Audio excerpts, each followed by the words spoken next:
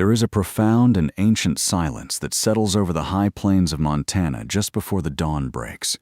a heavy and expectant stillness that seems to hold the very breath of the earth in its grasp. And it is within this quiet isolation that the truest measure of a man is often revealed. Elias Vance was a man carved from the very granite and limestone of the mountains that bordered his sprawling acreage, a millionaire not by the inheritance of paper money or the hollow trading of stocks,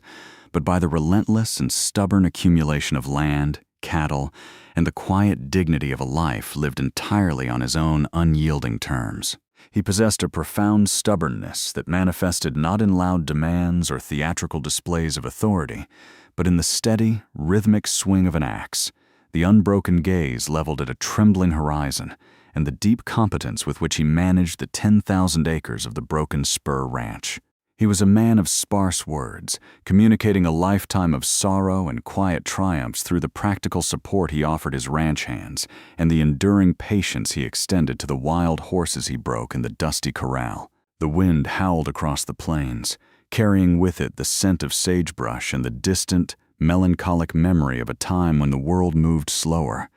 And Elias stood on the porch of his massive cedar home, his hands calloused and his eyes holding the gray, stoic weight of a storm that had passed long ago but left its indelible mark upon his soul. He watched the sun rise, painting the sky in bruised purples and fierce, bleeding oranges, and he knew that despite his wealth, despite the cattle that dotted the hillsides like scattered black seeds, his life was an empty vessel waiting for a purpose that the land alone could not fulfill. The rhythm of his days was a linear progression of chores and silent dinners, a slow burn of solitude that built tension in the heavy timber of his home, rewarding his patience only with the quiet, situational humor of a stray dog that stubbornly refused to sleep anywhere but on his most expensive wool rug. It was a life of sweeping visual pacing, where the vast environment juxtaposed against the intimate human moments of brewing black coffee in the cold morning light.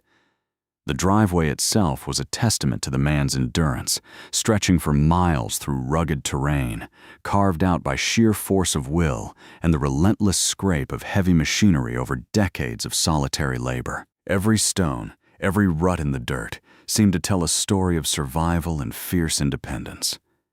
Elias poured the bitter, boiling coffee into a tin mug, the steam curling into the frigid air like a ghostly apparition, wrapping around his weathered face as he considered the endless expanse of his domain. He had built this empire with his own two hands, sacrificing the fragile comforts of youthful romance and fleeting companionship for the permanent, unyielding embrace of the earth. His hands, thick and scarred from years of wrestling with barbed wire and unbroken stallions, gripped the mug with a gentle reverence, showcasing the profound contradiction of his nature. A man tough enough to break the land, yet tender enough to appreciate the delicate frost melting on the timber. He was an island, surrounded by a sea of sage and dried grass, anchored by his own unshakable principles. The distant hum of a struggling engine broke his reverie, a jarring, mechanical intrusion upon the ancient silence of his world, signaling the beginning of a narrative loop that would demand every ounce of his stoic grace,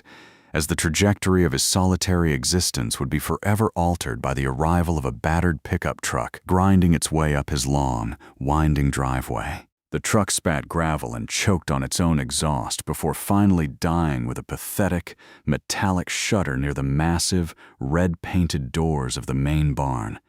And out stepped Clara, a vision of quiet desperation and understated grace, clutching a threadbare canvas bag as if it held the very remnants of her shattered world. She was not a woman given to grand, performative declarations, nor did she approach the imposing figure of Elias Vance with the trembling fragility of a victim seeking a savior, but rather she walked with a grounded, stoic dignity, her jaw set firmly and her pale eyes betraying a deep, inherent competence that resonated instantly with the silent millionaire cowboy. Elias leaned heavily against the thick wooden post of the cedar porch, offering no immediate greeting, allowing the silence to stretch and breathe between them, a subtext-heavy pause that established the rhythmic, deliberate pacing of their eventual bond. "Truck sounds like it threw a rod," he observed dryly, his voice a low, gravelly rumble that perfectly matched the stark, unforgiving nature of the landscape surrounding them. Clara offered a small, polite, but pointed smile, the kind of subtle expression that acknowledged the dry irony of her bleak situation without surrendering a single inch of her pride to it. It threw a lot more than that 3 miles back, but sheer stubbornness dragged it the rest of the way, she replied, her voice lyrical but pragmatic, carrying the authentic vernacular of a woman who had known hard labor, brutal winters, and the unforgiving nature of the American West. She had come seeking work, a refuge from a shadow-filled past she did not immediately offer and which Elias, respecting the sacred boundaries of the frontier, did not pry into, for their communication was built from the very outset on a solid foundation of mutual respect and the unspoken agreement that a person's worth was measured solely by the diligence of their hands and the steadiness of their heart. The dust from her arrival settled slowly over the yard, coating the toe of her worn leather boots, and still, neither made a sudden move, engaging instead in a quiet evaluation of character. He hired her on the spot to manage the estate's sprawling and historically neglected ledgers, and to oversee the chaotic, overflowing pantry that his heavy-handed ranch hands had left in persistent disarray over the years. And so began the slow, rhythmic building of a companionship that felt less like a sudden, fiery spark and more like the inevitable, steady turning of the seasons. Their daily banter was sparse, an exchange of curt nods and half-smiles over steaming mugs of dark roast coffee in the pale hours of dawn. Their arguments were framed not as hostility, but as a deeply intellectual intimacy, fiercely debating the proper winter feed ratios for the pregnant cattle, or the most efficient, cost-effective way to mend a continuously freezing waterline, each minor disagreement a stubborn repetition that slowly, organically became incredibly endearing over the passage of time. They moved around each other in the sprawling farmhouse like two planets locked in a cautious orbit, careful not to collide but acutely aware of the other's gravitational pull, setting the stage for a slow-burn narrative of healing and quiet, unyielding support. As the brutal, freezing winter eventually gave way to the gentle, thawing mud and hesitant green shoots of a Montana spring, the vast and unforgiving landscape seemed to soften in perfect tandem with the quiet, heavy, timbered walls of Elias's home, mirroring the slow-building central tension of their unspoken, fiercely guarded affection. Clara proved herself to be exceptionally and consistently highly capable, organizing the chaotic, decade-old ledgers with a mathematical, surgical precision and managing the sprawling household with an effortless, quiet grace that brought a profound and entirely unfamiliar warmth to the Millionaire Cowboy's stoic, regimented existence. Elias would often find himself pausing by the heavy barn doors, his calloused hands resting on the iron latch, his eyes drawn irresistibly to the main house, observing her through the frosted kitchen window as she moved with a quiet, rhythmic purpose. And in those stolen, suspended moments, the narrative of his life shifted imperceptibly from a solitary, melancholic isolation to a deeply hopeful, quiet yearning. He communicated his growing, unshakable devotion entirely through his actions rather than hollow words, leaving freshly cut, delicate wildflowers on the heavy oak dining table before the sun had even risen, ensuring her favorite chamomile tea was always meticulously stocked on the highest pantry shelf, and quietly, without ever being asked, fixing the drafty window frame in her bedroom while she was out in the yard tending to the newly planted vegetable garden.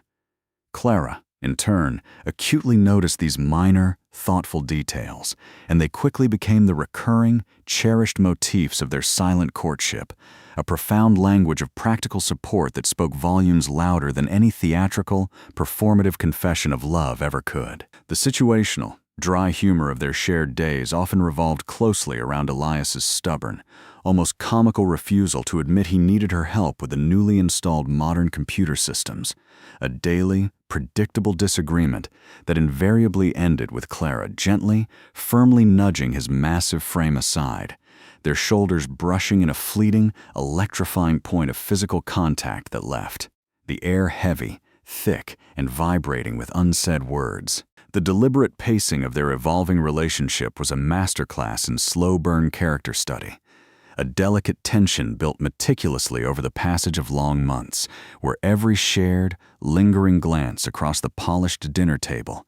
and every polite but sharply pointed exchange about the incoming western weather was laden heavily with the immense weight of an approaching, unavoidable storm. They were two fiercely solitary souls who had independently navigated the vast, treacherous environments of their respective pasts, only to find themselves perfectly, beautifully juxtaposed against the intimate, simple human moments of standing side by side on the long porch, silently watching the spring rain sweep majestically across the valley. Their shared silence became an unbroken, golden thread of deep mutual understanding, weaving their lives together stitch by patient stitch, solidifying an unspoken pact that neither was truly alone anymore, even as the shadows of Clara's hidden truth began to stretch longer across the wooden floorboards. By the time the brutal, unforgiving heat of late summer baked the Montana earth into a fractured, intricate mosaic of dry, cracked clay, the unspoken bond between Elias and Clara had solidified into an ironclad, unyielding partnership. Yet beneath her normally grounded and fiercely capable exterior, a profound and rising tide of visible distress began to severely shadow Clara's pale eyes. The omniscient, heavy weight of an impending revelation hung thickly in the stifling, breathless air, for the storyteller knows well that no lasting peace in the wild expanse of the American West is ever won without a painful reckoning, and Clara's personal reckoning was growing entirely impossible to hide beneath the loose, pragmatic cotton dresses she consistently favored as the days grew shorter. Elias, ever vigilant and observant of the slightest shift in his environment, clearly noticed the sudden, overwhelming fatigue that frequently caused her to grip the edge of the granite kitchen counter until her knuckles turned bone white, the pale, haunted look of terror that washed completely over her delicate face in the early, quiet mornings, and the quiet, stifled sighs of genuine anguish that escaped her trembling lips when she wrongly believed she was entirely alone in the massive house. He did not recklessly push her for an explanation, and he did not arrogantly demand answers, for his deep, lifelong competence in the wild ways of the world told him quite clearly that a wounded, wild thing must be allowed to approach the healing fire entirely on its own terms. But the central, unspoken tension between them swelled relentlessly to an almost unbearable, deafening crescendo. Their daily arguments, once a playful, engaging form of intellectual intimacy over the complex logistics of the ranch's operations, ceased entirely, abruptly replaced by a delicate, fragile, and terrifying quiet that constantly threatened to shatter completely at the absolute slightest provocation or misstep. It was during a torrential, violent late summer thunderstorm, as the heavy, ancient timber of the grand house groaned and protested under the merciless assault of the howling wind and driving rain, that the open, unresolved loops of her dark past finally and violently demanded their closure, snapping the rhythmic, predictable progression of their quiet days into sharp, incredibly painful focus. The jagged lightning illuminated the dark, cavernous living room in sudden, harsh, and blinding flashes, brutally catching the tear-streaked, devastated face of Clara as she stood trembling uncontrollably by the cold, empty stone fireplace, the stoic dignity that had completely defined her since the very moment of her arrival finally crumbling away under the unbearable, crushing weight of her closely guarded secret. Elias stepped quietly but deliberately into the large room, his towering presence acting as a steady, immovable mountain standing defiant in the direct face of her personal storm, his calm eyes holding a quiet, patient, and profound inquiry that offered absolutely no judgment whatsoever, providing instead only the enduring, unshakable shelter he had silently promised her since the very first day she had walked into his solitary life. The heavy silence stretched painfully between them, feeling vastly heavier than the deafening thunder rattling the windows outside. A palpable, almost living, breathing entity that entirely filled the immense physical space between the millionaire cowboy and the remarkable woman who had slowly, inevitably, and completely become the very center of his previously isolated world. Clara wrapped her slender arms tightly around her own waist in a fiercely protective, deeply desperate physical gesture, her trembling voice finally breaking the oppressive quiet with a lyrical but entirely shattered rhythm. The desperate polysyndeton of her emotional confession pouring out into the room in a rushing, uncontrollable flood of fear and deep shame and undeniable, heavy sorrow. "I am so incredibly sorry, Elias," she whispered, the fragile words catching painfully in her dry throat. "I am so incredibly sorry, and I will pack all of my things tonight, and I will walk out of this house and leave this ranch before the morning sun even comes over the ridge, because I simply cannot and will not repay your immense, life-saving kindness with this horrible deception. And I cannot burden you with the lasting, permanent consequences of a terrible life I desperately tried to leave far behind me." She drew a sharp, ragged breath, the hot tears slipping continuously down her pale cheeks, her normally grounded, unshakable nature fracturing visibly as she bravely forced the terrifying truth out into the open, charged air. "I'm carrying another man's child," she wept uncontrollably, the devastating phrase dropping heavily into the center of the room like a massive stone thrown into a dark, bottomless well, the tragic echoes of it ringing in the silence with a devastating, absolute finality. She fully expected the sudden, cold, and righteous wrath of a fiercely proud man. She fully expected the polite but pointed, icy dismissal that cruel society had long conditioned her to naturally anticipate, and she desperately braced her trembling body for the quiet, terrible, and inevitable command to immediately leave the safe sanctuary she had grown to profoundly love so fiercely and deeply. She closed her eyes tightly, the melancholic, grim reality of her impossible situation washing completely over her in a wave of despair, knowing in her heart that a proud man of Elias's massive stature, a wealthy millionaire who confidently commanded tens of thousands of acres and the absolute respect of every single living soul in the entire county, would never, ever accept the tainted, complicated remnants of another foolish man's careless, reckless folly. The agonizing tension was an actual, physical pressure crushing her chest, a slow burn, emotional climax that had been building steadily, relentlessly from the very first afternoon her broken truck had died by his barn. And as she stood there, entirely vulnerable and utterly, completely broken, the vast, chaotic environment of the massive storm outside seemed to perfectly mirror the chaotic,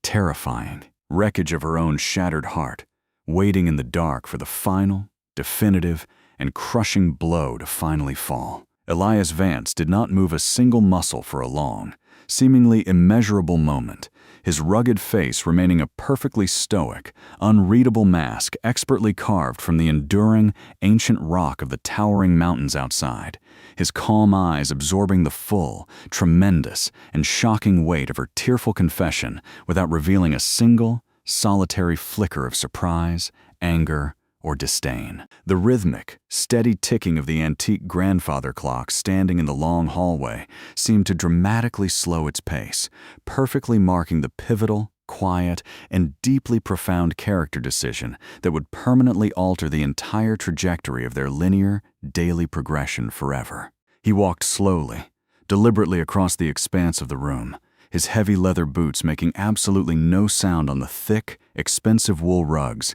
and stopped purposefully just mere inches from her violently trembling, fragile form, the distinct, comforting scent of fresh rain and wild sagebrush clinging heavily to his worn denim jacket. He reached out with a large, calloused, and incredibly steady hand, his physical touch infinitely gentle and overwhelmingly reassuring as he carefully lifted her chin, gently forcing her to open her tear-filled, terrified eyes and meet his unbroken, intensely focused gaze. There were absolutely no theatrical, loud declarations made, no sweeping, dramatic, or performative monologues delivered to the empty room, only the deep, profound, and monumental stubbornness of a grounded man who knew exactly, precisely what he valued in this chaotic world and was entirely, stubbornly unwilling to ever let it go. "Then I have an heir," the millionaire cowboy said simply, his steady voice a low, resonant,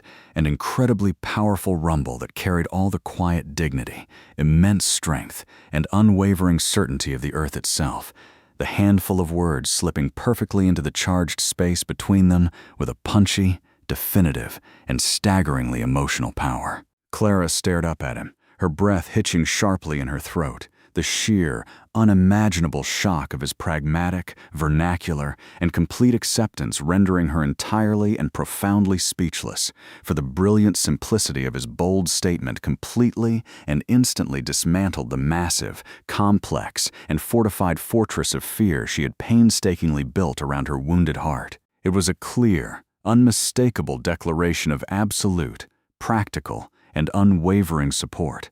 a permanent, unspoken agreement that the dark past was entirely dead, and that the bright future, no matter how strangely it was conceived, belonged entirely to them and to the massive, sprawling land they stood upon together. In that singular, beautifully understated, and incredibly powerful moment, the tense, agonizing slow burn of their complex relationship instantly dissolved into a deeply hopeful, intensely romantic, and overwhelming relief, forging an ironclad, unbreakable promise communicated not through flowery poetry or empty words, but through the grounded, unshakable, and fierce loyalty of a capable man who saw absolutely no distinction whatsoever between the family he was naturally born with and the family he actively, deliberately chose to build and fiercely protect with his very life. And so, the quiet, monumental triumph of their unexpected union was firmly cemented right there in the beating heart of the raging storm,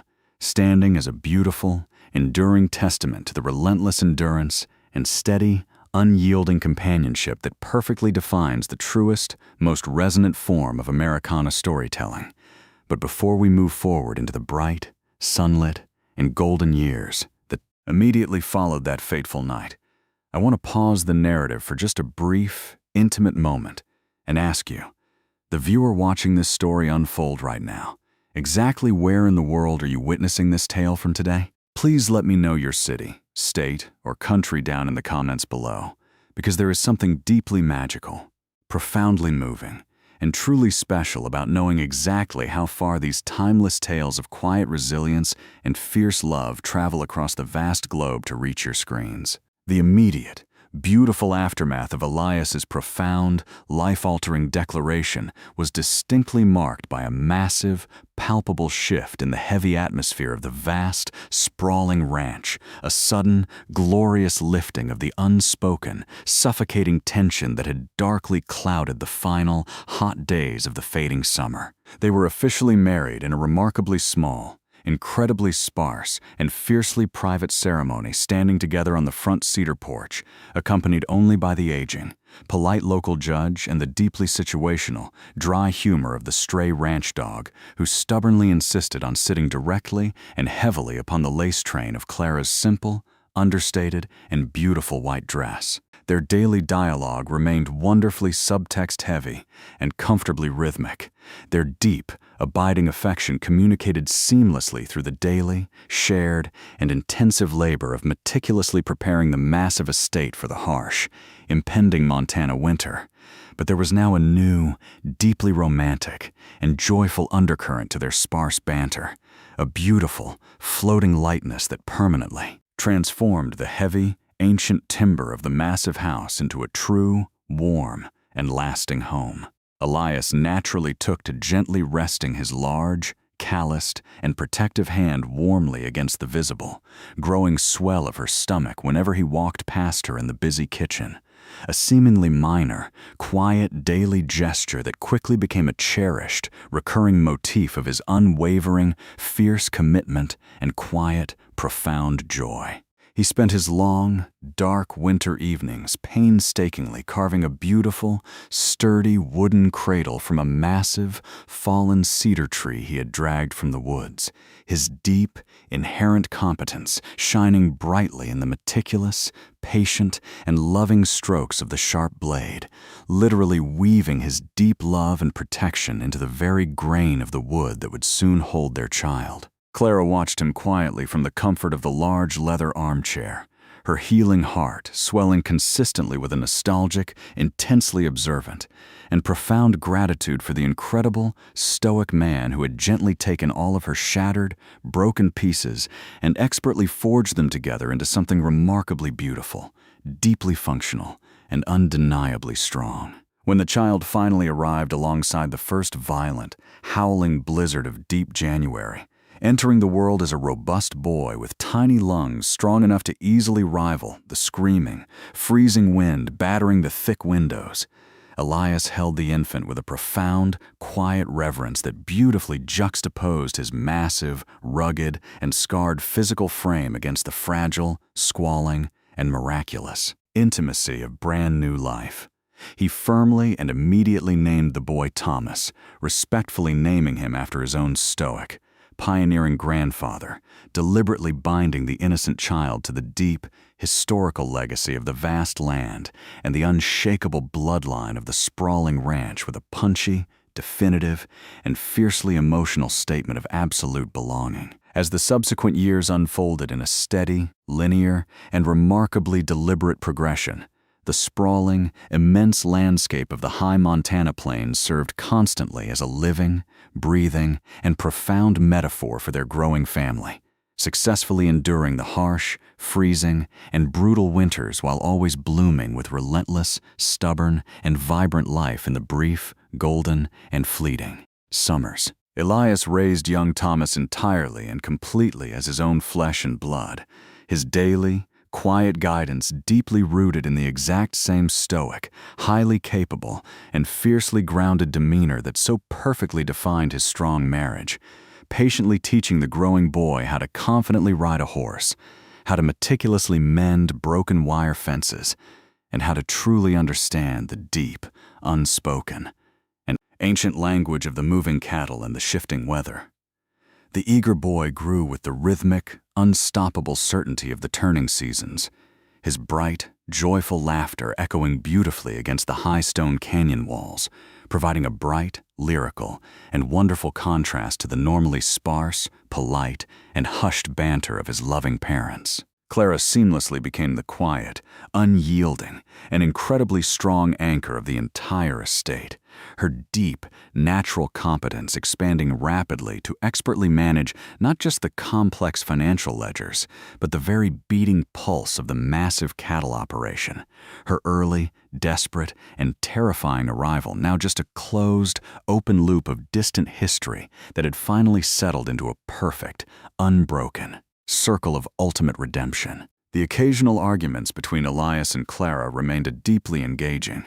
respectful form of intellectual intimacy, passionately debating the strategic expansion of the lush eastern pastures or the most appropriate formal schooling for their beloved son, their minor disagreements acting as a stubborn, rhythmic repetition of tiny conflicts that only further underscored the solid, unshakable bedrock of their immense mutual respect. The millionaire cowboy never once, not for a single, fleeting second, looked at the growing boy with anything even slightly less than absolute, fierce, and unwavering devotion,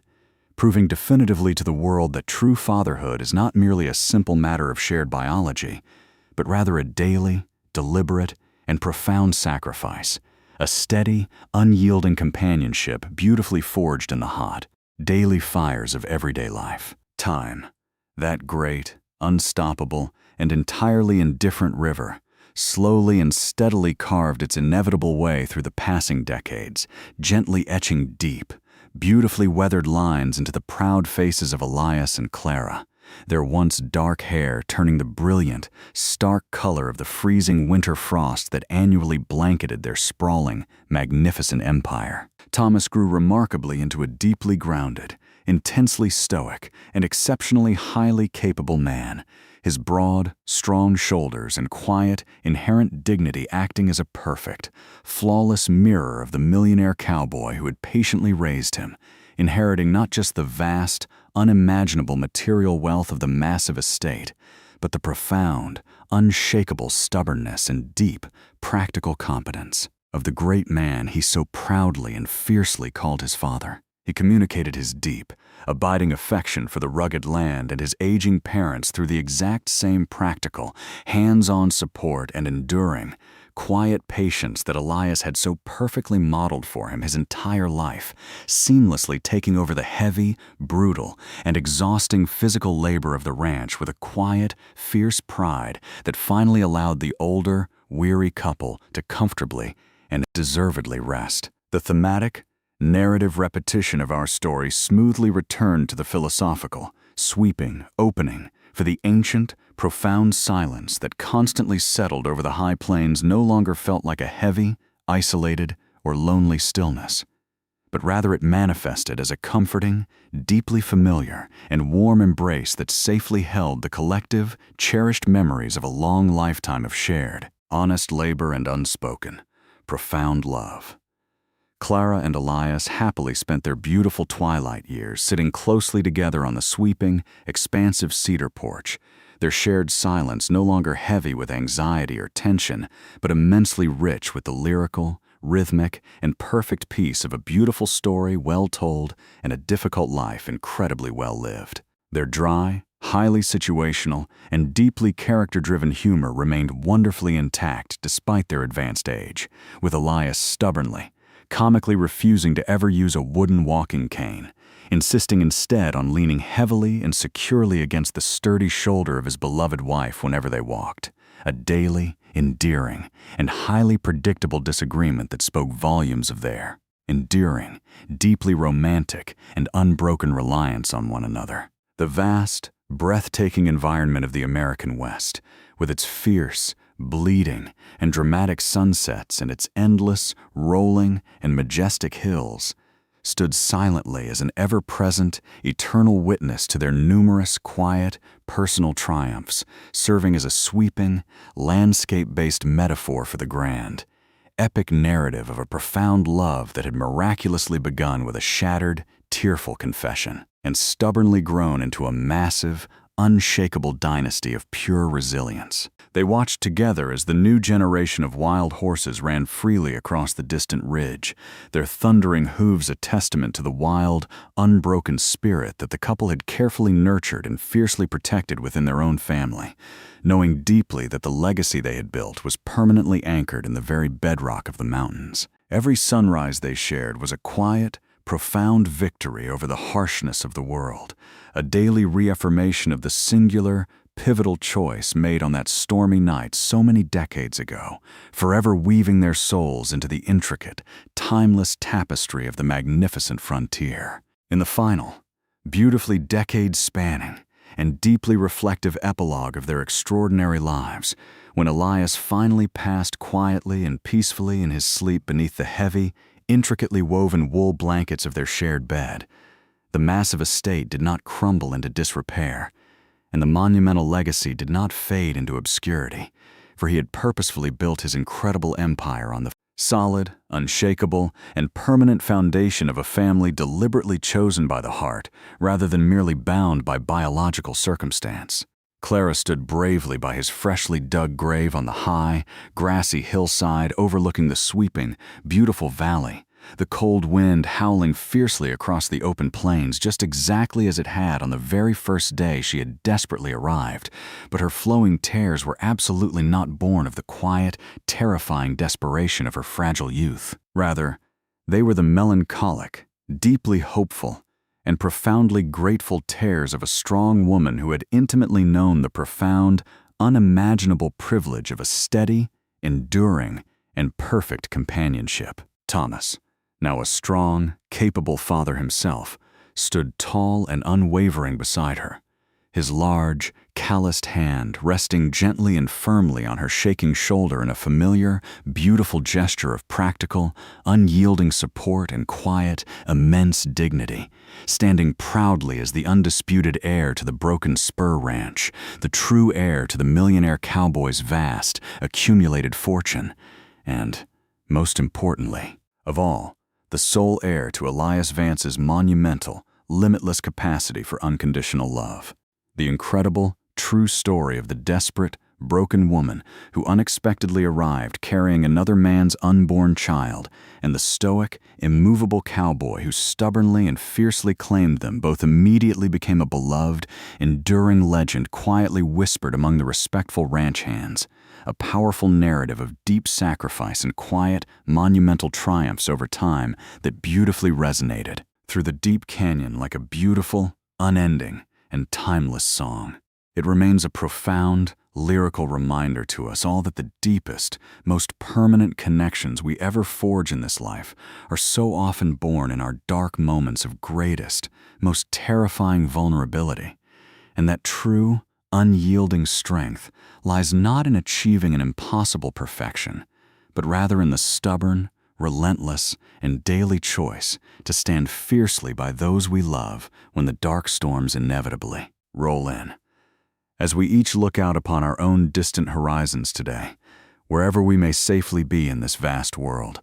let us consciously choose to carry the beautiful, unshakable spirit of that enduring, quiet patience and grounded, stoic grace forward into our own complicated lives. Please always remember that time generously rewards the truly patient, that genuine, lasting love is meticulously built in the quiet, mundane, and daily actions of service, and that absolutely no matter how incredibly broken or hopelessly lost the past may temporarily seem, there is always, always a wide, open, and sunlit prairie lying just ahead, patiently waiting for us to bravely step forward and lay our rightful claim to our own beautiful, unyielding, and profoundly triumphant future.